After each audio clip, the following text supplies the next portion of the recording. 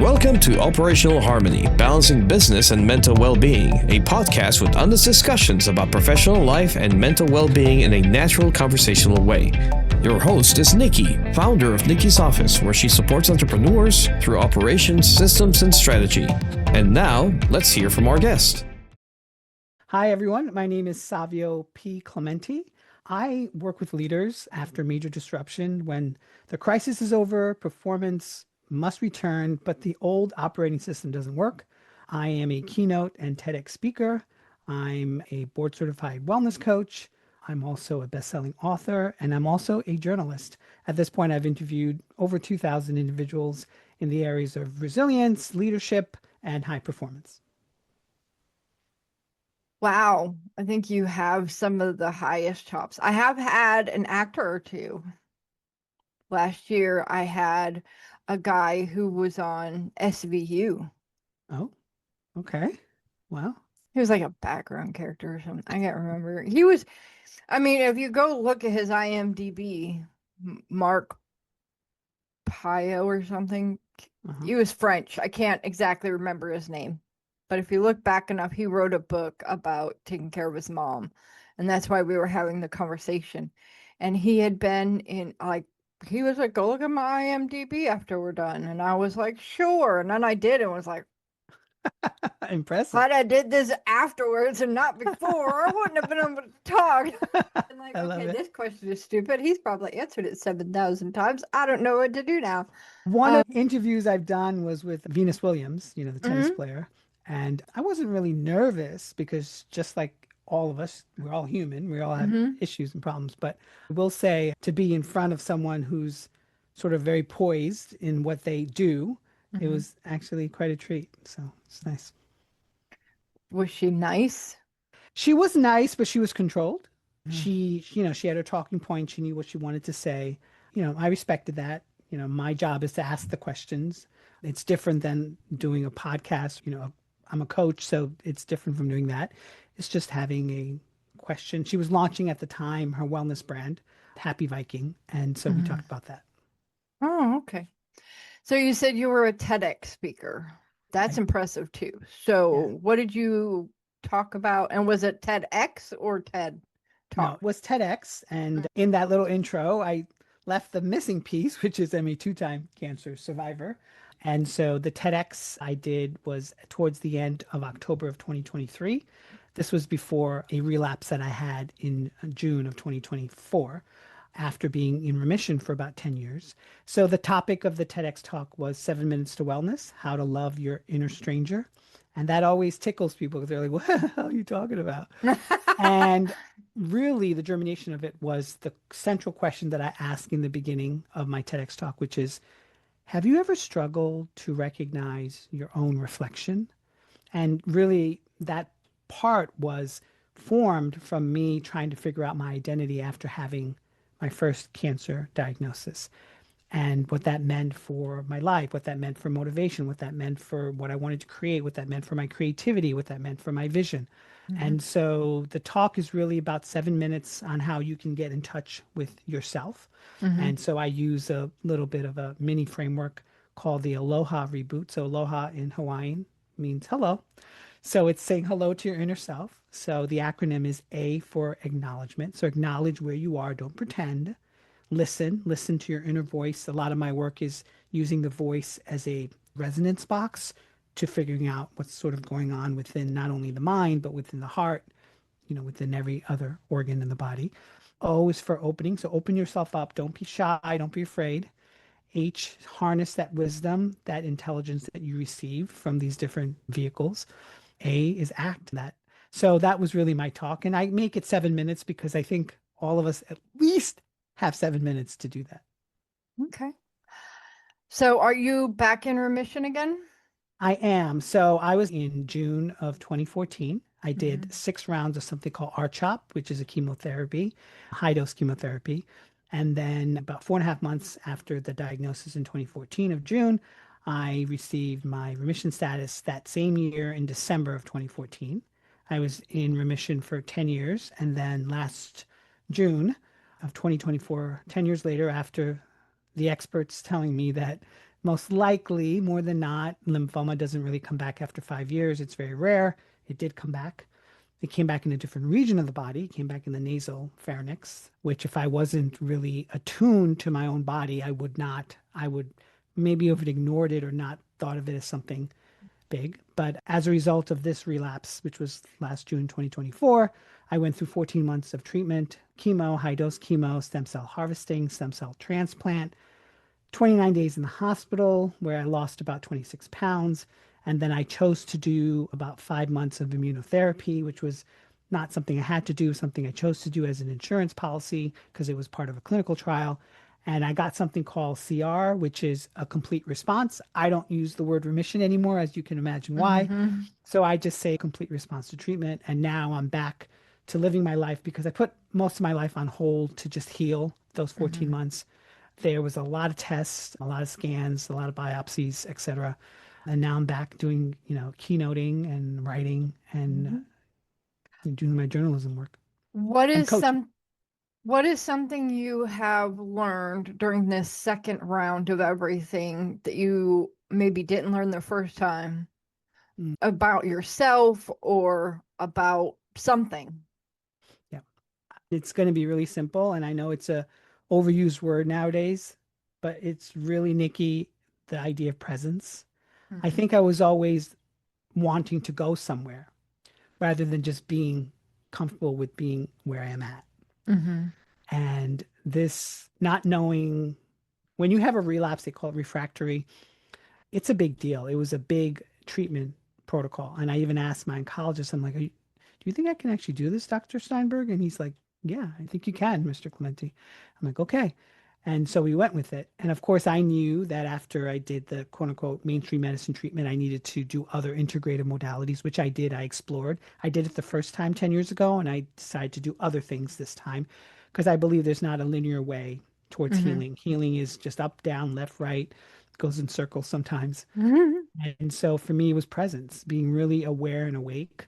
It sounds also simplistic, is having this idea of silence and stillness. And those are very Eastern, right? Types of words or buzzwords, but it's really in sinking into where you are at right now, Mm-hmm. not where you want to be. That's great to think of that. And hope is a wonderful thing. And of course, I've had to generate it for myself twice now. But it's really about listening carefully, understanding, using not only intelligence, but wisdom. And that can only happen if you're in the moment. Mm-hmm. I think a lot of people forget to be in the moment. I know that myself have trouble being in the moment because, geez, will you please take your screaming kid out of the church right now? You know, that kind of thing. Because my ears are ringing and hurting because somebody's kid screaming. But I do find the time to do that. For me, it's when I'm in the temple. I'm LDS, so I go Mm. to the temple regularly. And for me, I'm able to be the most present and aware and all that when I'm there because it's meant to be a quiet space where there's not a screaming kid or anything else. Yeah. There's very simple ways to do that, right? Is to focus on the breath. That's Mm-hmm. everyone tells you that. It's to also plant your feet where you are. Mm-hmm. So actually feel the bottom of your feet. But I also like to just say is to really just be curious and Mm-hmm.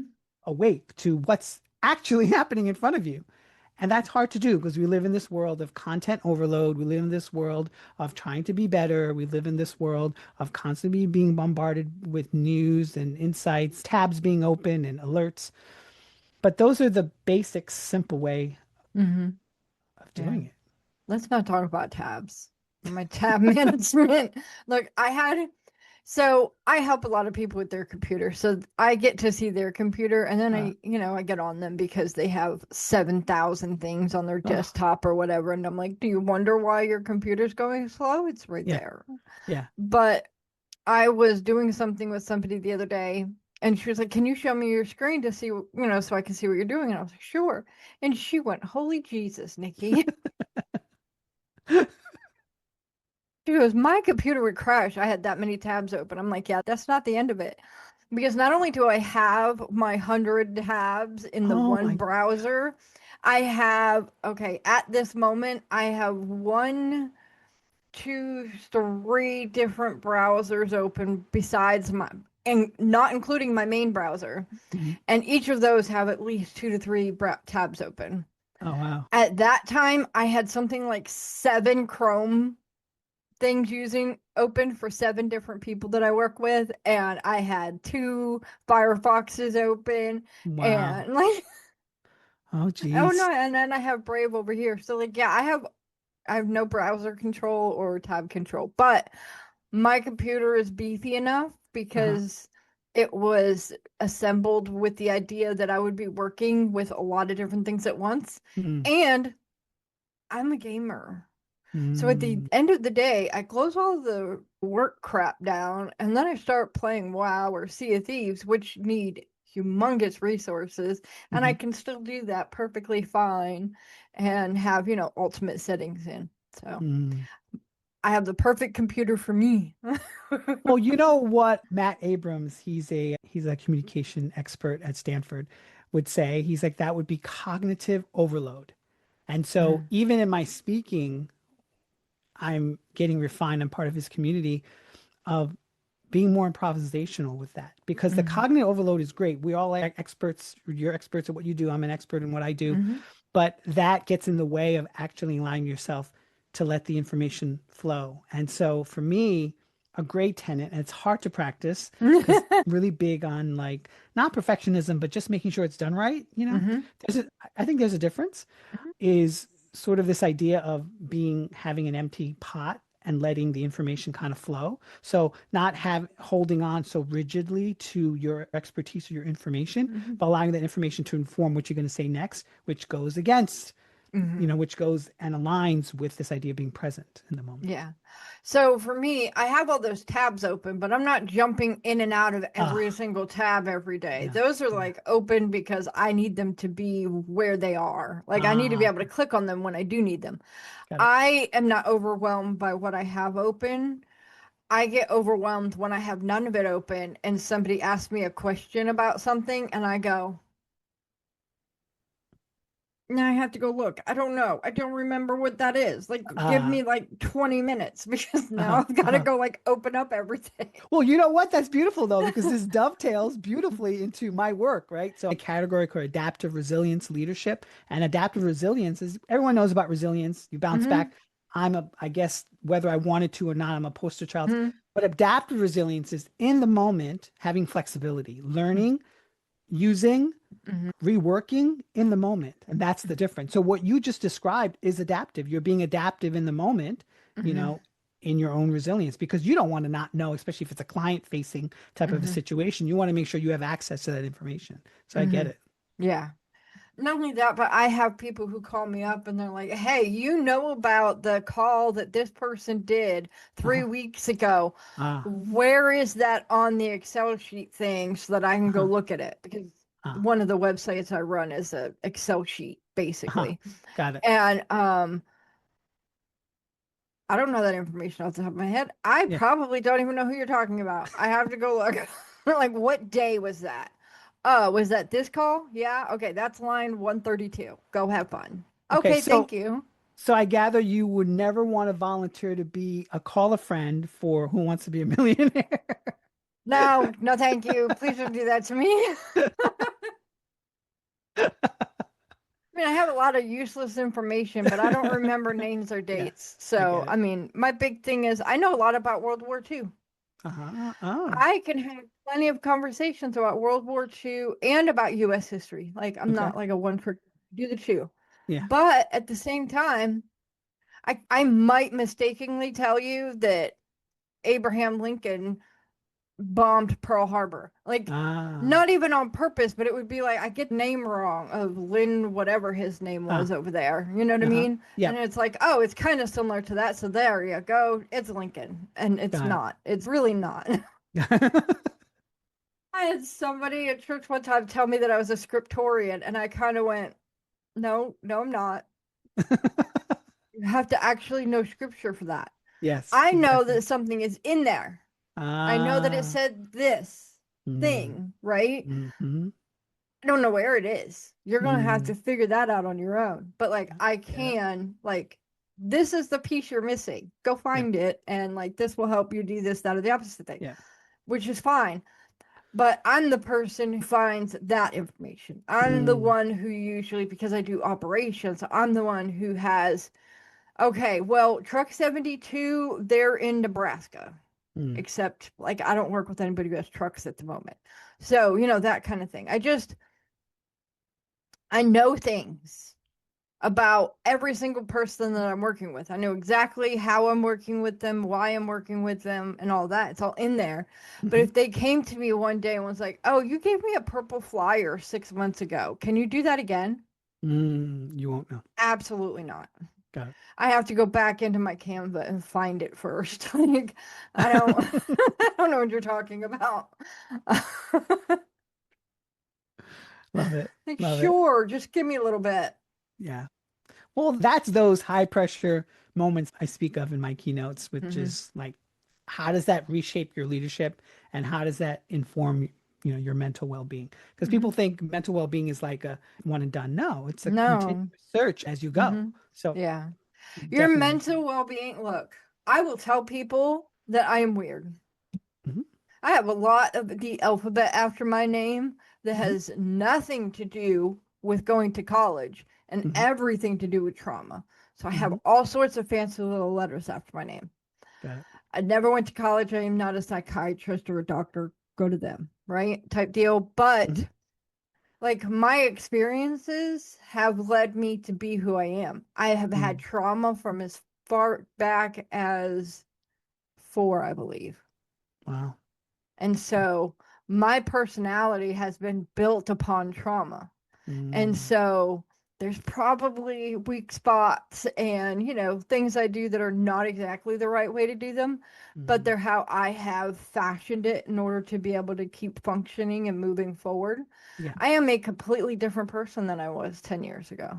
Mm, mhm. I am 100% back in my brain where 10 years ago I was not. Ah, Like, interesting. I was in a massive, you know, I was out of it for Mm. a good, and that lasted from like 2009 to the end of 2017. Wow. Okay. And then I finally got into a situation where everything could finally just calm the hell down. Mm, mhm, Because mhm. when you're in the middle of the storm, when you have the Ah, narcissist screaming at you every day oh, just to make you sound like the insane one, you 100%. have those things happening and your life's breaking apart and then reforming itself. You don't have the capability Nope. of being present, of Nope. being aware or anything. I was aware that I was messed up and broken, Mm, right? And I didn't want to be broken anymore. So I was doing the therapy thing, but I also, in that same period of time, I didn't even start going to a therapist until mm, like 2014, mm, 15, something like that, yeah. because I didn't have any that weren't male available to me in the first area I was in. When I moved and I could get a female, I started going to therapy. But like, I had in a 4-year time sprint something like 30 to 40 different therapists, Wow. Wow. because my therapist would work with me for anywhere between 1 month and 6 months, and then they'd just move on to the next best thing because I Ah, was at the low level of, county mm, aid.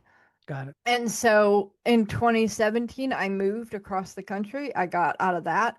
I was still in kind of a stressful situation because I was living with one of my sisters who, hey, I'm grateful she brought me in, right? Because like I said, I had to come from all the way across the country to do it.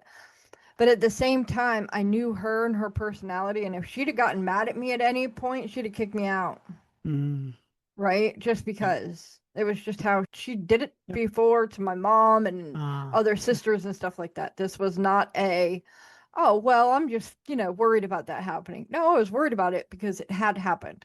Mm, But I got there and I got to kind of just relax for 5 minutes and go, holy cow, that's all over wow. with. And Yeah. my brain kind of went, oh, I know what this means. This means I get to turn back on. Mm. Like you don't, I was any less sad. It didn't mean I Yeah. was any less depressed, but instead of just being foggy and having a 2-minute assignment take me 4 hours or 4 months because I was overwhelmed by it all, I could actually function. I could Mm. actually do work and actually think about Yeah. things Yeah. and it not be a catastrophe if, something didn't go my way or Yeah. whatever, or it wasn't so overwhelming that why am I doing this type deal, because you Yeah. get so overwhelmed sometimes that you're just like, I don't want to ever do anything like this again. Yeah. And at that point, I wasn't getting any of that. I was excited to be able to help. I was excited to be able to do some things because I hadn't been able to in so long that I was just like, yay. Mm-hmm.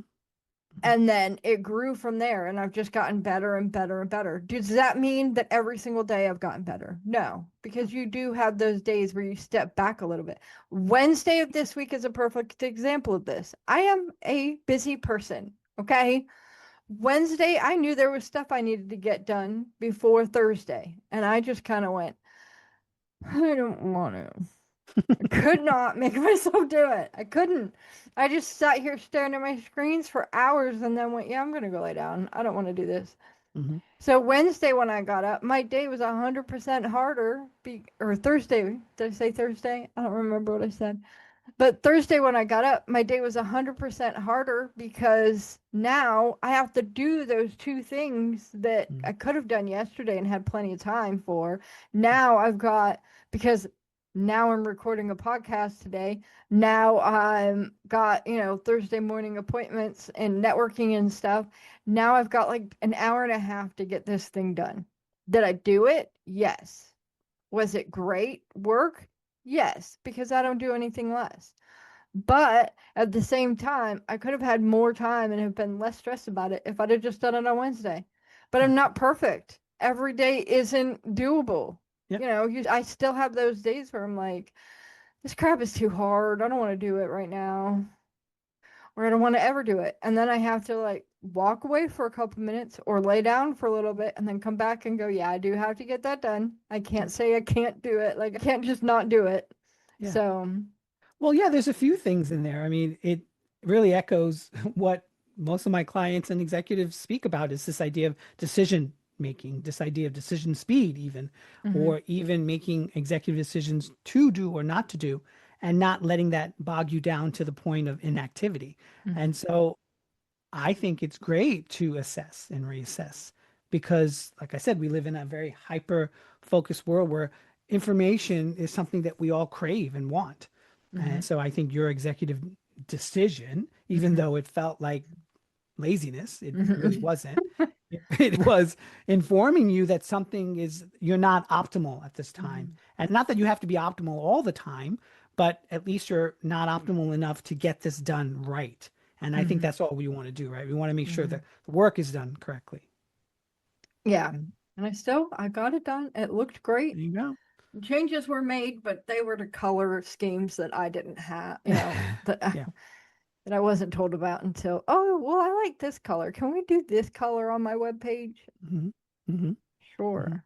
Well, in coaching, we often speak about this idea of like what's underneath the iceberg. You see the Mhm, iceberg, it's beautiful, mhm, it's floating, but what's actually underneath it? So, session, but yeah. this is what I do with my clients. So, we sort of explore that, the impetus, because Mhm, one of the main tenets of this idea of change, it's called the models of change or trans-theoretical model of change, is that people are not like adverse to change. The research mhm, has shown people just don't know how to change. So whether they're thinking about changing, wanting to change, inaction of changing, or sort of being flip-floppy with the change, that's what really drives actual change and lasting change.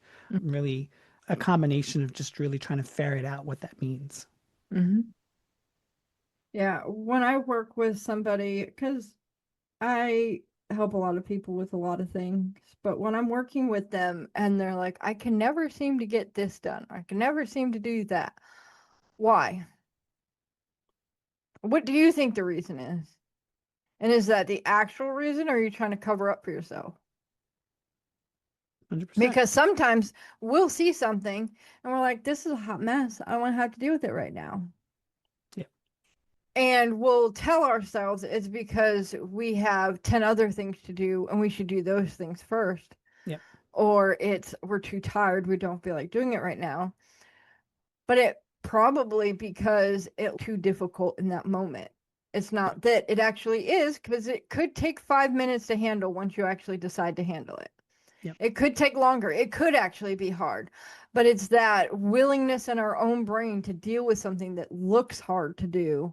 And sometimes we just can't. We have to put it off a little while because our brain is like, yeah, no, we're not doing that. I'm not a party to this. If you try to do that, I will go offline. And you kind of need its cooperation if it's going to be hard. Yeah. And then also, I think we also inadvertently or maybe consciously put ourselves in silos, put ourselves in actual, for example, I introduced myself with all those things. You're like, wow, that's impressive. At the end of the day, well, who am I really beyond those titles? Like, I'll give you a classic example. Like 3 or 4 years ago, I was invited to cover a travel conference in Mexico. And one of the individuals that I interviewed, Carson Kressley, he was on the show Career for the Straight Guy. Now he does other types of, different shows. And we were interviewing, and I can remember he was on. He was on because that's his personality. But he quickly realized the types of questions I'm asking. I'm not asking him to be on. I'm just asking him to be there. So beyond him as, as a star and as a, celebrity, someone, who endorses celebrities and all that, I'm just there speaking to you one-on-one about your background, your expertise, because I think that's what people gravitate towards, that emotional aspect of why you created what you created and why you're sharing that with me and how we can form any type of connection from that. They're not really looking for you being constantly, bombastic or constantly, jarring for the sake of being that and doing that. And even before my last relapse, so I had a relapse, like I said, last June 2024. Before that, a few months before that, I had fortunate assignment to cover the Oscars red carpet. And I remember, Nikki, when I was there, and I was right next to US Magazine, and everyone wanted to talk to US Magazine. I remember one of the things that glaringly stood out to me was that these actors and actresses are still acting because they have their managers next to them, their handlers next to them, press like me watching them. And so they are still acting. And I realized, oh my God, here I'm thinking like, oh, they're going to a award show. No, they're still quote unquote, they're acting, they're performing. That's wonderful. I'm not taking anything against it. It was just a great eye opener for someone like me who's inquisitive and curious and does coaching and is a speaker to kind of witness that and to see that and to even my. So not as a haha to you, but that about people a lot. I can tell when somebody is on and performing. And so I noticed the whole, the red carpet. They're not acting like Susie Sunshine. They're acting like whatever their latest role was, or they are actors. They're not there as people. And so there's a difference between what you see and hear from them there and what you would see or hear from them if they were off, like if they were actually a person. I'm not trying to say they're two different people because they're not like that, but when they're home and they are, or with family and they're just themselves. Yeah. I think it's also like a lot of people, and I know I've done a lot of this in my life, say you go introvert tendencies. If you pay me, I'll be more extroverted, obviously, but I'm kind of joking, tongue in cheek. But, we all have our armor, right? Especially for me, I live in New York, right? Crazy stuff happens. People know this about New York. So I'm prepared. But for them, they're all dressed in the nines and, their hair, makeup and their wardrobe and their gowns. And so they are performing sure that things are quote unquote perfect and things are, pictured correctly and optimized correctly. And so, that I made. And like I said, I wasn't poo-pooing on you. Just, I think for me, it's been a safety mechanism more than, oh, look, I can do this cute parlor trick. No, it was, I can tell that this person who is around me is either being fake or they're being real. And to me, when you see people on the red carpet, they always seem just that little bit fake to me. And that is the performer, not the person. Correct. So I'm not saying that those people are fake. I'm just saying I saw it as fake because they were performing. But that's just because, like I said, I've been through a lot. So trauma gives you wings, Yes, apparently. trauma gives you wings. And it's also funny too, because before the red carpet assignment, and my friends are like, "You sure that was an actual assignment?" I'm like, "It was an assignment." I did have the fortune of traveling to India and visiting 9 cities, experience in India, and an article piece. The piece was really about this idea of separateness. Are we really separate from one another? But I remember I was in a tour group, and this woman, really nice woman from Australia, and we were passing by some villages, and some of these villages were really remote. And Nikki, some of these villages didn't have walls, and she is taking pictures. And a part of me wanted to say to her, they're not zoo animals. They're people. They deserve Mhm. dignity. They deserve privacy. Unfortunately, they have privacy. But I'm only saying this not to, chastise her in any way, but just to understand that there's a difference between performing and making things look slick and beautiful, reality, and the dregs of reality and the seriousness of reality. And so I just offer that as a juxtaposition Mhm. on what we're speaking about. Mhm. No, yeah. So for me, and again, I'm not for the rest of none of my comments are ever Of meant course. as I'm better than anybody else and or whatever. But I am one of those people where if I see somebody handing out hamburgers with a camera, I want to deck that person. Have I ever? No, I would not. Like, I'm not condoning violence Yeah, either. of course. But, like, it makes me want to because why are you giving that person a camera in their face that is, like, Hmm. rude as possible? Yes, they need the help. Yes, they need that cheeseburger. But no, they don't need your camera in their face. Exactly. If you are Exactly. giving somebody cheeseburgers or whatever kind of food or clothing or like whatever, and you're only doing it because you have a camera in their face, you're not actually part of the solution. You're part of the problem. You're why they feel so bad for where they are. Yeah. Like going to soup kitchens and filming. Like, stop filming people without permission. Stop filming people and saying, "Oh, do you need anything? I'll get you some stuff from Amazon." Yeah. Like, that's Well, rude. Like, and the other thing, and this is a mixed kind of observation on my part, with TikTok videos, when they have this money to give to someone, I think it's beautiful. And I think the community raise that money and it's wonderful to give, but you're also displaying it for me to see. So you're promoting yourself, right? mm-hmm. And it should only be one-sided, but Mm-hmm. is it for the actual goodwill? But to each Yeah. their own, Yeah. with that. Especially in the realms that I deal with, right? Leadership, resilience, adaptive resilience, performance, operating system doesn't work, disruption. We're all disrupted with either AI or, disrupted with, politics, the way we want them to work. I think it behooves us to have that personal responsibility. And that's why I bring any of these topics that I Mm-hmm. mentioned, because I myself Mm-hmm. allowed myself to reflect on myself. I allowed myself to Mm-hmm. take myself out of the moment, and don't get me wrong, I had a great time. I mean, Mm-hmm. it's great, beautiful ambience, beautiful people, beautiful. I was dressed to the nines myself, so I'm not poo-pooing any of that because that was an experience. And my Mm-hmm. friend, thankfully, I stayed with my friend as opposed to staying in a hotel because. He's like, let's go to Venice and let's go to Malibu, which I always wanted to go. This was before the fires, sort of experience that was, something I've always wanted to, dip Mm-hmm. my toe in. So yeah. Yeah, I would love to go to Venice. I just have two problems. What's I'm the problem? claustrophobic and well, not afraid of heights, but my vision doesn't like heights. I have depth Uh, perception issues, oh, and okay. once I get so far off the ground, I lose the ground, and it freaks my body out. Like then Uh, everything starts kind of pulsating because it's trying to find the ground, and I uh, just don't like that feeling. got it. Got it. um, but so I did want to ask you.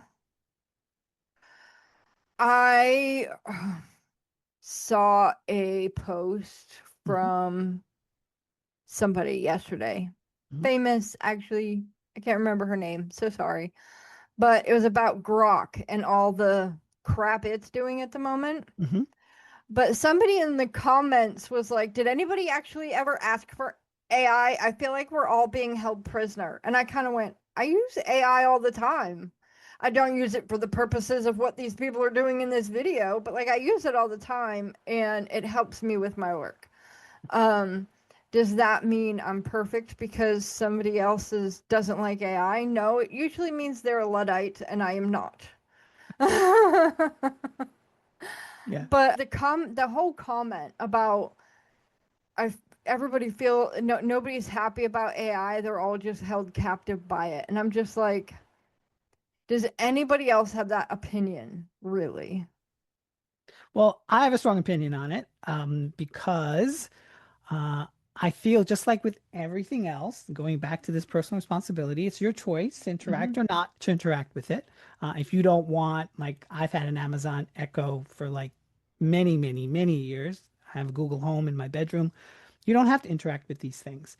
I actually just wrote about in my newsletter. I send a newsletter every Wednesday, and I also write on my LinkedIn about AI and how I optimized using AI because we all know about search engine optimization, SEO. Then there's GEO, right? Generative engine optimization, and then LLMs, which are AI, large language models. So I wrote about this idea that I optimize my website for signal and coherence in today's world. So my background is when I graduated college, I had an information systems and computer science background. I knew programming was not my forte. Fortunately, back then in the 90s, I was part of the dot-com era. So I got some really great work experience working for, some startups at the time. And then, life happened, things shifted, and my interest shifted with The personal bubble development burst. and and transformation. And so I think with anything, AI is something that's an additive. It's a companion.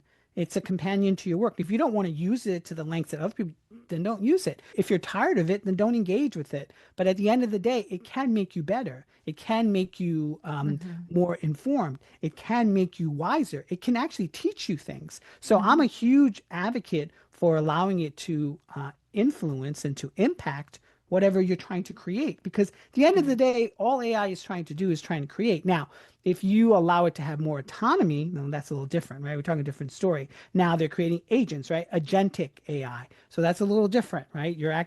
But there in and of itself, I agree, there should be some controls. So bottom lining all of this information, my whole point in even putting those pieces out on LinkedIn and even my newsletter is to say there's a major shift happening. And if you don't go with the way the river flows, right? I'm taking some Eastern examples here, then you're going to be sort of left behind a dam. So you need to let it flow, let it go. As cheesy as that sounds, Nikki. No, it wasn't that. Let it go in my brain because I live by music lyrics, Ah, right? So you said let it go. My brain went, let it go, let it go. yes, we all know that song. So when I'm gaming because Saturday nights I Yep. get with a group and we're all gaming, and people will say the most innocent of things, and me and one of the other guys will start singing, usually the same song. Okay. Everybody else is going, what's happening? There was an AI summit in New York City at the Javits Center. It's one of the big conference centers here in New York City. And I covered it. And one of the individuals there, he owns a company called Fellow. And he said something really great, which was the best person to give you a prompt for AI is AI. Ask AI for that prompt instead of you trying to create that prompt. And once again, my whole piece was really about what is your title, what is your metadata. This is all SEO talk. What is your, JSON, your JavaScript code? What is that actually reflecting? Because nowadays, Nikki, at the end of the day, humans and AI is co-reading the internet. It's no longer we're trying to just get information. This is now giving us information. So on the general AI, that is exactly how I feel. However, so that takes care of that comment. But Grok is having problems because they've decided to let people go XXX on their platform. And like Uh-huh. somebody can post a picture on X, and then somebody else can post like because like you can make Grok do stuff in the comments. Mhm. And so they've got females in bikinis and other things like that because they, ask Grok to do that. Do Mhm. I think that is legal and No, ethical? No, I do not think that that should be happening with any platform. If exactly. have used a site where you can put your own photo in and have it, say dress me up more professionally or whatever. I'm not doing X-rated pictures of myself because Yeah. why the crap would I? Please don't do that. But I am saying, hey, I need to have, I've gotten these professional pictures done, but maybe I could have one that actually has me in a suit jacket, which I would never actually wear. Yeah. That And kind of thing. yeah, I mean, anything that takes your likeness, Mm-hmm. I think is not right, unless it, gains your permission. So I Mm-hmm. think in any iteration, any form, that's not right. Just like when I think there was this whole controversy during the summertime about some Hollywood studios wanting to use, instead of using extras, real human beings, just using AI to do that. I really agree with that because not only are you taking away work from individuals, you're also trying to manipulate Mm-hmm. the offerings there. So that Yeah. doesn't feel right to Yeah, me. no. I don't condone it taking job, look, it's going to take some jobs because you're Yeah, of not going to course. need like 20 people to be a Yeah, secretary anymore. yeah. But that doesn't mean you don't need a secretary. You still Yes, need to yes, have a yes, person who yes, runs the code. Like yes. everybody's like, "Oh no, we're going to have all these people gone." Maybe you'll go down to half of the security or secretary pool that you currently have. But really, what is half of them even doing? Yeah. Printing stuff and putting them in folders? Well, I mean, I don't know if you're a fan of the show The Pit on HBO. Now they're in season 2. Noah Weil. He I was on the have show called seen, yeah, Yeah, I yeah, have seen a couple episodes, but yes. I'm not big So on TV. episode 2, which I just recently watched, there's a new doctor coming in. I don't want to give away the show, but she's a big proponent of using AI, and she said it really helps with the notes when you're seeing a patient and it's going to record it and going to. But a couple of the attendings noticed that there was a discrepancy with the actual medication or something, and she goes, "Yes, it's not 100% flawless, accurate, but you have. That's why you have to look and you have to edit, and that's I think the brilliance of AI Mm-hmm. that you can let it inform. It doesn't Mm-hmm. have to be overriding your content. And people think Mm-hmm. that's what it's going to do, but you can tighten the reins just like with Mm-hmm. anything else in life. So, Yeah, I use it to help me come up with ideas sometimes. Um, or I'll write something and I'll say, "Can you make this just sound more better?" Because I don't know, English isn't mine today. It's the only yeah, language I know, but some days get I it. can't speak it. You know what I mean? I get it. 100%. Or I clean up the grammar and punctuation because I think ellipses are sentence enders or Yeah, for some reason. yeah. Um, And but with and me, yeah. And with me, it's like I've interviewed 2,000 plus. Um, do you think they would want to do that with AI? No. I've done global leaders, experts, celebrities, leadership experts, Mhm. and they don't want to do that. and there So, are but some yeah, yeah, there are 100%. some fields that it won't change because you're not going to get, even if you got one that stood up like that freaky looking X type thing where it's got like that weird face looking Oh, thing. yep, Like that thing, people are going to want to interview with that because they're like put off by it. Because, like I yep, said, it's a freaky thing with no face. yep, But on 100%. the other side of that, um, so I am a military brat. I like watching channels that have to do with military history and things that Mhm. have just kind of happened in the last however many years. Yeah. Great stuff. I like listening to the Fat Electrician. He's great. He's Mm, hilarious. He's very informative. He knows a lot about a lot. okay, So check him out if you want.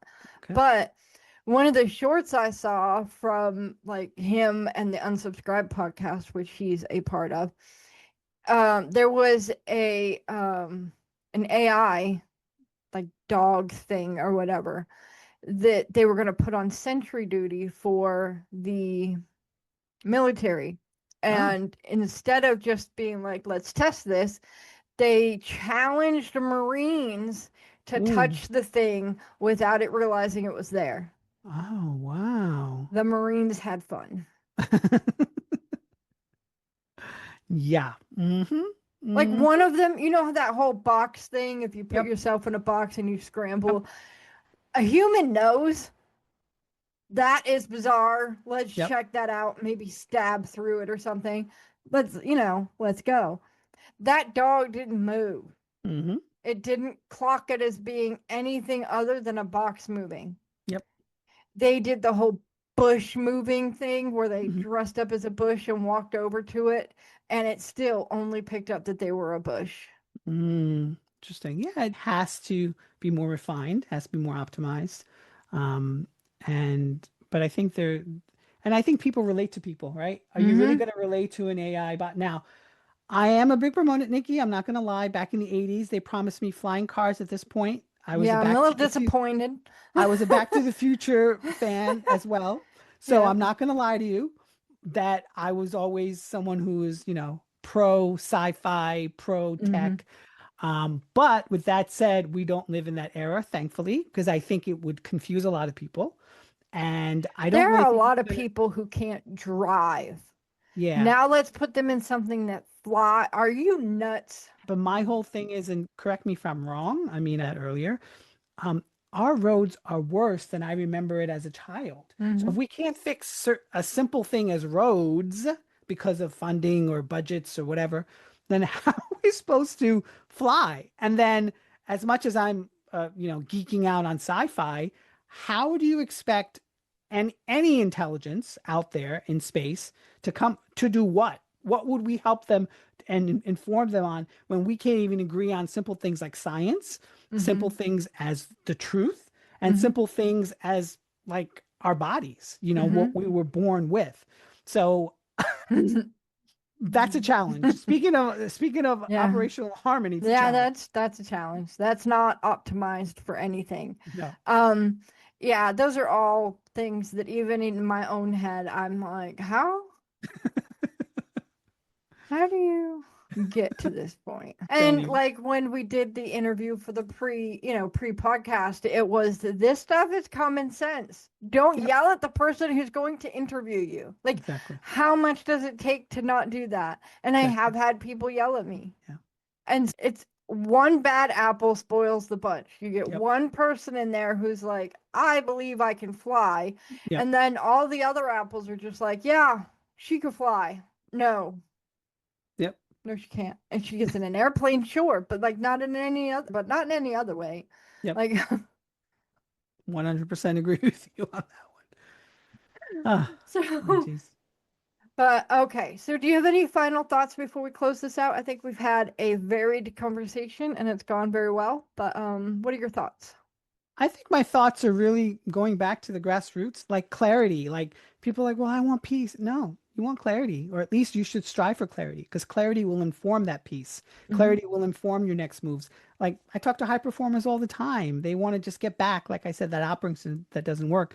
But maybe the clarity is for you to figure out why you feel this way, as opposed to figuring out how to get through that. That's what I did with my cancer and with my relapse now. Somehow I became a cancer, expert. Not a moniker I wanted, but something I gained. But with that, it informed how I live my life. So I just wish people clarity.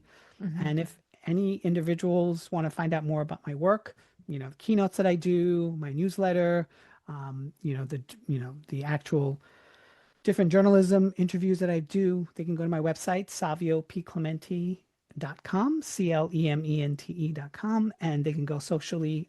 I'm at The Human Resolve on all platforms. But thank you so much.